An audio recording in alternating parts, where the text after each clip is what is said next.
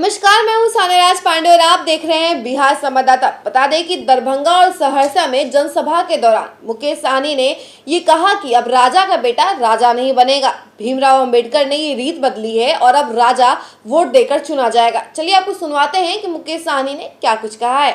आज मैं एक संदेश लेके आया हूँ।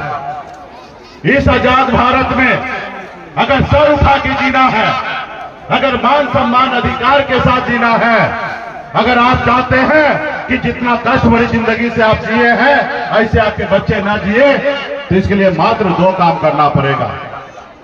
अगर आप चाहते हैं कि आपके बच्चे सर उठा के जिए तो मात्र दो काम करना है। दो काम क्या?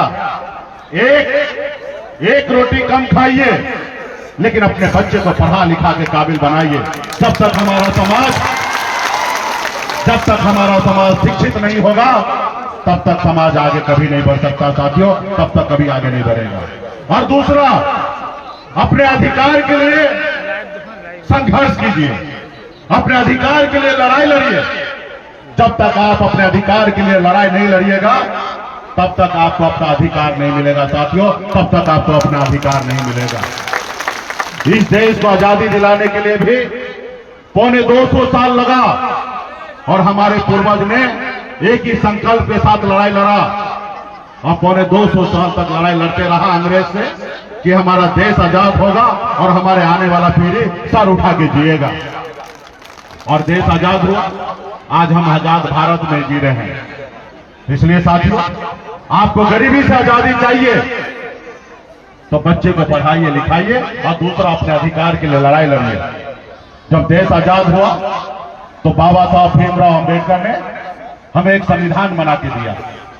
पहले आजादी से पहले ऐसा होता था कि राजा का बेटा राजा बनता था, रानी के कोख से बच्चा जन्म लेता था वही राजा बनता था। लेकिन बाबा साहब भीमराव अंबेडकर ने जो संविधान बनाया उसमें उन्होंने कहा कि अब राजा का बेटा राजा नहीं बनेगा, रानी के कोख से बच्चा जन्म लेगा वही राजा नहीं बनेगा। अब इस देश का राजा वो बनेगा जिसके पास वोट होगा वही राजा बनेगा। और ये वोट का ताकत आपको मिला है। आपके पास वोट में इतना ताकत है कि आप देश के प्रधानमंत्री बनाते हैं। आपके वोट में इतना ताकत है कि राज्य में मुख्यमंत्री आप बनाते हैं।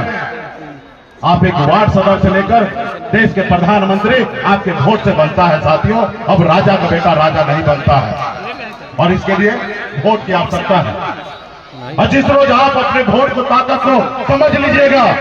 तो आपने सुना कि मुकेश सहनी ने क्या कुछ कहा है। मुकेश सहनी कह रहे हैं कि गरीबी हटाने के लिए शिक्षा देना बहुत ज्यादा जरूरी है। बच्चों को शिक्षा दीजिए, भले एक रोटी कम खाइए लेकिन बच्चों को शिक्षा दीजिए। और आप ये भीड़ और सैलाब से देख ही सकते हैं कि किस तरीके से जो जन सैलाब इकट्ठा हुई थी उनकी भाषण को सुनने के लिए। उसके बाद से लग रहा है कि अब मुकेश सहनी भी राजनीति के दौर में आगे बढ़ रहे हैं। ऐसे ही तमाम खबरों के लिए देखते रहिए बिहार संवाददाता।